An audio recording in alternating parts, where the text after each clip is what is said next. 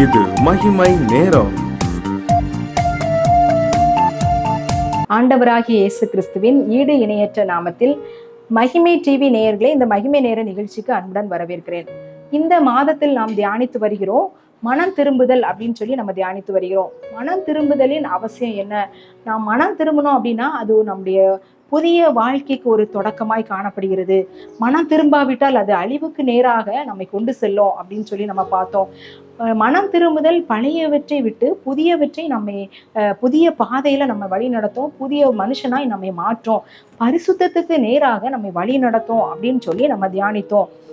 இந்த நாள்ல நம்ம தியானிக்க போகிறோம். மனம் திரும்புதல் பரலோக ராஜ்யத்திற்கு போவதற்கான தகுதி, பரலோக ராஜ்யத்திற்கு போவதற்கான தகுதி, பரலோக ராஜ்யத்திற்குரிய தகுதியே மனம் திரும்புதல் தான். அதுதான் முதல் படி. நம்ம மனம் திரும்பாம பரலோக ராஜ்யத்துக்குள்ள நம்ம பிரவேசிக்கவே முடியாது.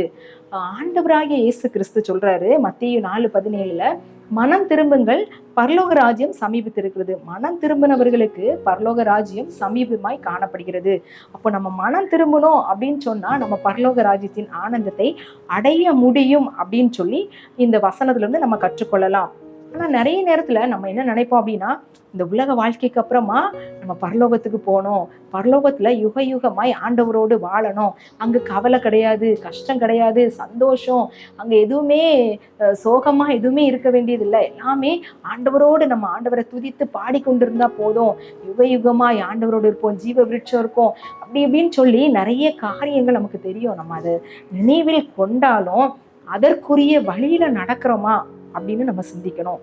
மனம் திரும்பாத பட்சத்துல விலக்கு தண்டை உன்னிடத்திலிருந்து நீக்கி விடுவேன் அப்படின்னு சொல்லி வெளிப்படுத்தல சபைகளுக்கு சொல்லும் போது ஆண்டவர் சொல்லுகிறாரு.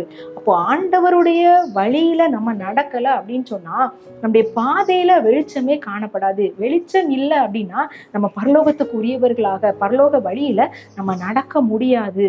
ஆண்டவர் எதிர்பார்க்கிற காரியம் நம்ம மனம் திரும்பி அப்படியே நம்ம பாவ வழியில நம்ம சென்று கொண்டிருக்கிறோம், அப்படியே மனம் திரும்பி நித்திய வழியில ஜீவ வழியில வரணும் அப்படின்னு சொல்லி ஆண்டவர் எதிர்பார்க்கிறாரு. அதற்குரிய முதல் படியே மனம் திரும்புதல் தான். மனம் திரும்புதல் ஒரு காரியம். நம்ம என்ன நினைப்போம் அப்படின்னா, நம்ம இந்த உலகத்துல எல்லா காரியமும் நமக்கு இருக்கு, நம்ம எல்லாமே நல்ல சந்தோஷமா இருக்கும், இந்த உலக வாழ்க்கைக்கு அப்புறமா நம்ம பரலோகத்துக்கு போயிடலாம் அப்படின்னு நினைச்சு நிறைய பாவமான காரியங்களையும் நம்ம அக்கிரமமான காரியங்களையும் ஆண்டவரை உதாசீனப்படுத்தினவர்களா அநேக நேரங்கள பாவமான காரியங்களை நிறைய பேர் செய்ய மாட்டாங்க. இதெல்லாம் தப்பு, நம்ம செய்யக்கூடாது, தவறான வழியில நம்ம எதுவும் செய்யக்கூடாது அப்படின்னு சொல்லி இந்த உலகத்துல வாழ்கிறவர்கள் நிறைய பேர் இருக்கிறாங்க.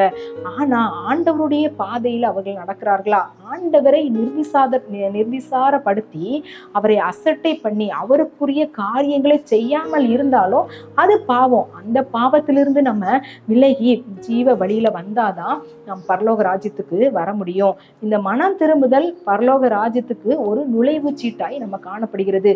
அது நம்ம அந்த நுழைவு சீட்டு இருந்தா மாத்திரம்தான் நம்ம பரலோக ராஜ்யத்தை அடைய முடியும். ஆண்டவர் இந்த உலகத்துக்கு வருவதற்கு முன்பதாக முன்னோடியாய் இந்த யோவான் ஆண்டவரை பத்தி சொல்றாரு. அப்போ மனம் திரும்புங்கள், பரலோக ராஜ்யம் சமீபித்திருக்கிறது அப்படின்னு சொல்லி யோவானும் என்ன செய்யறாரு? மனம் திரும்புதலுக்கான அழைப்பை விடுக்கிறாரு. யூதர்களுக்கு, பாவியான மனுஷனுக்கு, எல்லாருக்கும் இந்த அழைப்பை விடுக்கிறாரு. நீங்க மனம் திரும்புங்க, பரலோக ராஜ்யத்துக்குரியவர்களாய் வாழுங்க அப்படின்னு சொல்லி இந்த அழைப்பு விடுக்கப்படுகிறது. இன்றும் நமக்கு இந்த அழைப்பு விடுக்கப்படுகிறது. பரலோக ராஜ்யத்துக்குரியவர்களாய் நம்ம வாழணும் அப்படின்னா நம் மனம் திரும்ப வேண்டியது அவசியம் அவசியம் அவசியம். மனம் திரும்பாத காரியத்துல நம்ம பரலோகத்துக்கு போகவே முடியாது. யூதாசை நம்ம பார்த்தோம், அந்த ஐஸ்வர்யவானை பார்த்தோம், அவங்கெல்லாம் அவருடைய நித்தியத்தை இழந்து போனவர்களாய் காணப்பட்டாங்க. வசனம் சொல்லுகிறது, மனம் திரும்புகிற ஒரே பாவி நிமித்தம் பரலோகத்தில் மிகுந்த சந்தோஷம் உண்டாயிருக்கும். அப்போ பாவி நிமித்தம் ஆண்டவர் சந்தோஷப்பட மாட்டாரு, மனம் திரும்பும் போது சந்தோஷப்படுவார். இந்த பாவமான காரியத்தை விட்டு மனம் திரும்பணும் அப்படின்னு சொல்லி ஆண்டவர் எதிர்பார்த்து கொண்டு இருக்கிறாரு.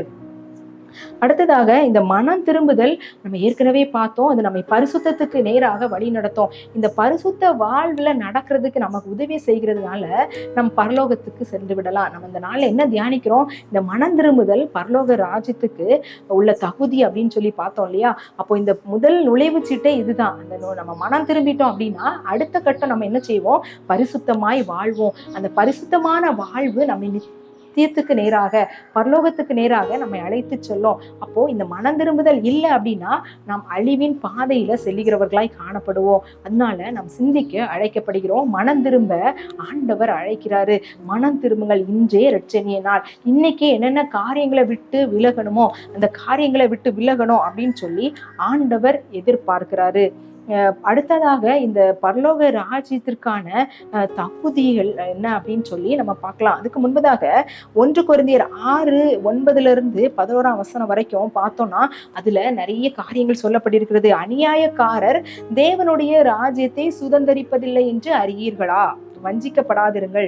வேசி மார்க்கத்தாரும், விக்கிரகாராதனைக்காரரும், விபச்சாரம் அப்படின்னு சொல்லி ஒரு பெரிய லிஸ்ட். திருடர், பொருளாசைக்காரர், உதாசீனர், கொள்ளைக்காரர், இவங்கெல்லாம் தேவனுடைய ராஜ்யத்தை சுதந்தரிப்பதில்லை அப்படின்னு சொல்லி அந்த லிஸ்ட் சொல்லப்பட்டிருக்கிறது.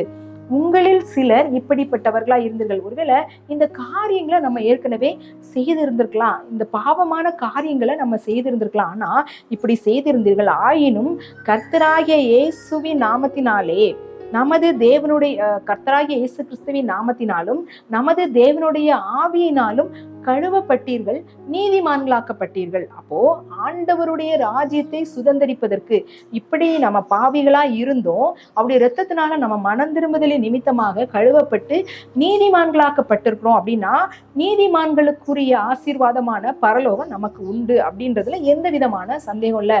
பாவத்தின் சம்பளம் மரணம் அப்படின்னு சொல்லி சொல்லப்பட்டிருக்கிறது. அந்த பாவத்தை விட்டு விலகி நாம் நீதிமான்களாக்கப்பட்டுட்டோம். எப்படி நீதிமான்களாக்கப்பட முடியும்? ஆண்டவருடைய கல்வாரி திரு ரத்தத்தினால மாத்திரமே நாம் நீதிமானாக்கப்பட முடியும். அப்படி நம்ம நீதிமானாய் நம்ம ஆண்டவர் நம்மை மாற்றி விட்டார் அப்படின்னு சொன்னா நாம் பரலோகத்துக்குரியவர்கள், பரலோக ராஜ்யத்தை சுதந்திரிக்க முடியும். அப்போ மனம் திரும்புதல் நம்மை என்ன செய்கிறது அப்படின்னா நித்திய ஜீவனுக்கு நேராக, நம்மை பரிசுத்தமான வாழ்க்கைக்கு நேராக கொண்டு செல்கிறது. நம்மை நீதிமானாய் மாற்றுவதற்கு அந்த கல்வாரி திரு ரத்தம், இந்த மனம் திரும்புதலின் நிமித்தமாக நம்முடைய பாவங்கள் கழுவப்படுகிறது, நீதிமான்களாக்கப்படுகிறோம், நாம் பரலோகத்துக்குரியவர்களாய் மாறுகிறோம். இந்த நினிவே மக்களை எடுத்துக்கொண்டோம் அப்படின்னா அந்த யோனாவின் பிரசங்கத்தை கேட்டு அவங்க மனம் திரும்பினாங்க அப்படின்னு சொல்லி பார்த்தோம். அவர்களுக்கு செய்யவிருந்த தீங்கை குறித்து அவர் மனஸ்தாபப்பட்டு அதை செய்யல, அவங்க ரட்சிக்கப்பட்டார்கள்.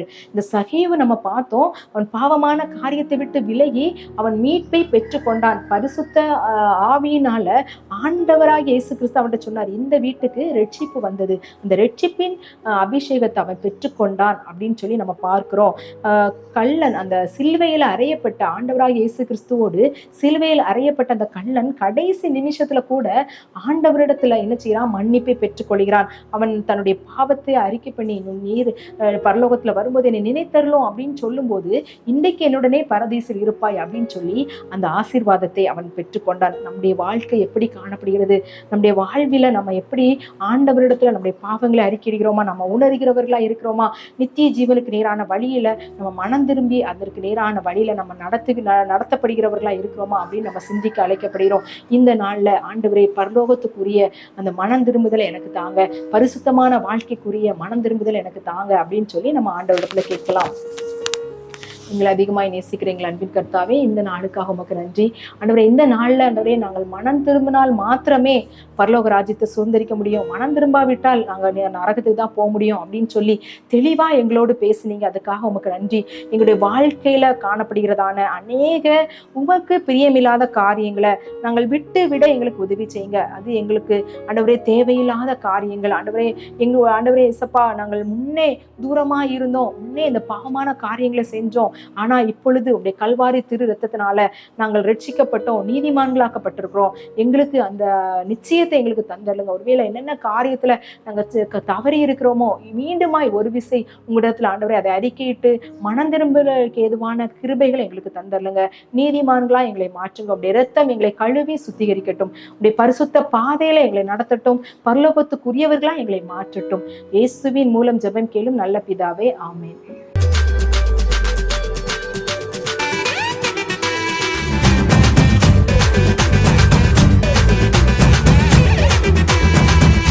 மகிமை